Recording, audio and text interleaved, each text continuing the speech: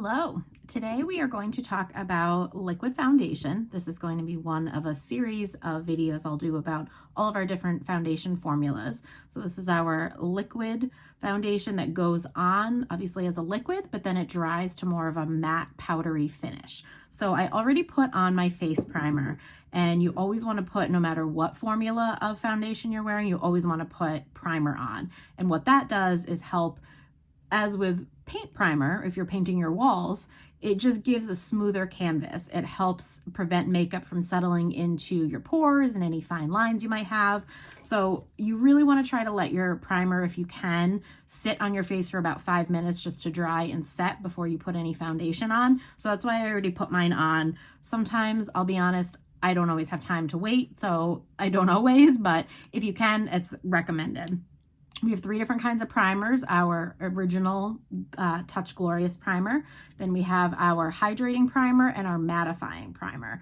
I use different ones depending on how my skin's doing that day. Sometimes I'll do the mattifying on my forehead and the hydrating on the rest of my face because I tend to get a little bit more dry around here, but they're all great. You really can't go wrong. So I already have, today I put on the hydrating primer, and now I'm gonna go ahead with the liquid foundation. You wanna always make sure you shake it really, really well, because it does separate as it sits, because it's a little bit more natural ingredients without a lot of chemical stabilizers that keep it together. So you wanna always make sure that you shake it. And if you haven't worn it in a few days or used it in a few days, make sure that you also empty out what's in the dropper as well, because that can separate too.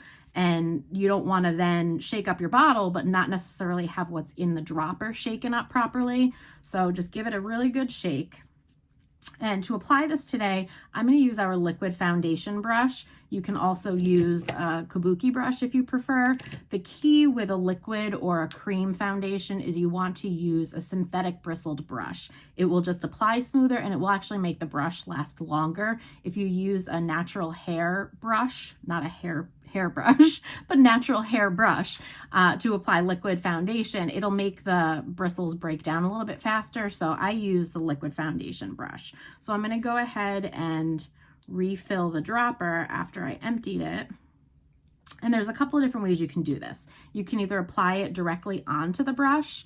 I used to do that, but I kind of feel like you end up wasting a little bit of the product that way because it seeps into the brush a little bit. So I prefer to put it onto a canvas. So you can either use a plastic dish. Some people drop it right from the dropper right onto their faces. What I like to do is drop it onto the back of my hand. So I'll just do for my whole face like maybe 5 or 6 drops to start. And then what I do is I just take my finger and I kind of dab it around. So that way it's evenly distributed around my face, and it will be easier to go in with the brush and cover everything up. Now this is probably, I would say, a medium coverage foundation. So if you're having a day where you need a little bit more coverage, or you just feel like you're going for kind of a more full makeup glam look, I will sometimes add a drop or 2 of our concealer right on my hand to mix it up. And then that way that gives a little bit more coverage. But so I have it all over my face now, nothing left on my hand. So now I'm going to take the brush and just buff it in to my face. And I just kind of go in circular motions to just smooth it in. And the great thing about this foundation is it's totally buildable. So say you start with 5 or 6 drops like I did, and then you feel like it's not giving you the coverage that you need, you can always go in either all over your face again, or if you feel like you just have one area that maybe is a little bit discolored, or you have a breakout, you can always go in and apply some more.